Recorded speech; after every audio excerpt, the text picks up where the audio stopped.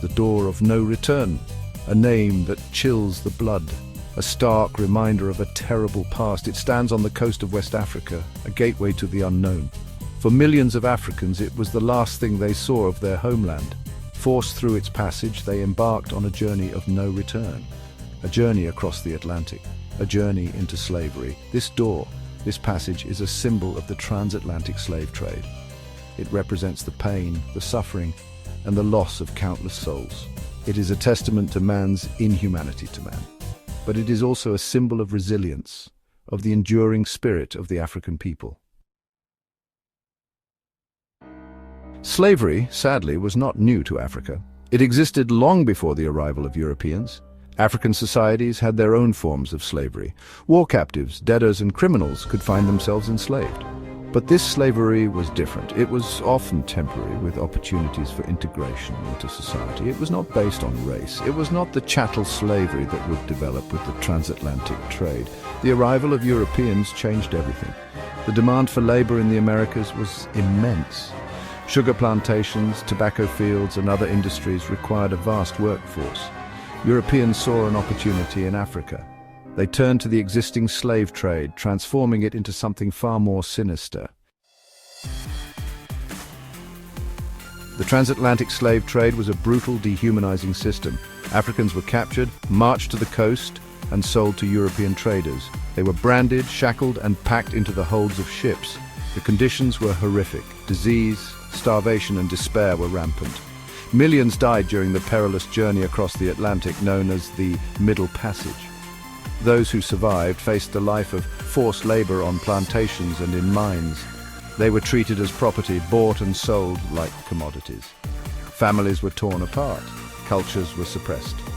The transatlantic slave trade was a horrific chapter in human history, leaving an indelible mark on both Africa and the Americas. The door of no return stands as a visceral reminder of this dark period. Located on the coast of West Africa, these doors were often the last glimpse of freedom for countless Africans. Forced through these portals, they left behind their families, their homes, and their identities. They stepped not into a new life, but into the shackles of slavery. The emotions associated with these doors are palpable. Sorrow for the millions who passed through them, anger at the cruelty and injustice of the slave trade, but also a sense of resilience, a determination to remember and honor the victims. Section 5. The scramble for Africa colonialism begins. As the slave trade declined, a new form of exploitation emerged: colonialism. European powers, hungry for resources and driven by imperial ambitions, began carving up the African continent. The Berlin Conference of 1884 to 1885 formalized this division, dividing Africa among European nations with little regard for existing borders or cultures. This scramble for Africa marked the beginning of a new era of domination. Colonial powers imposed their will on every aspect of African life, from governance and education to economics and culture.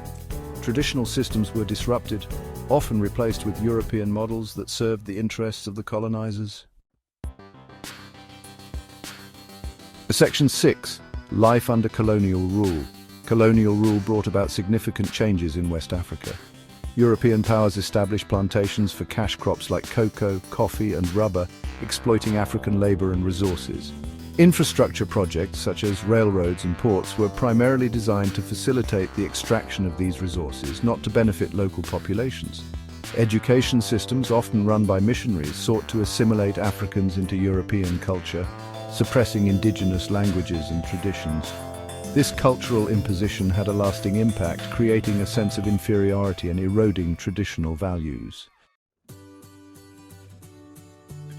Section 7. The long shadow of colonialism. The legacy of colonialism continues to cast a long shadow over West Africa. The arbitrary borders drawn during the colonial era have led to ethnic tensions and conflicts in many countries. Economic systems, structured to serve colonial interests, often struggle to provide for the needs of independent nations.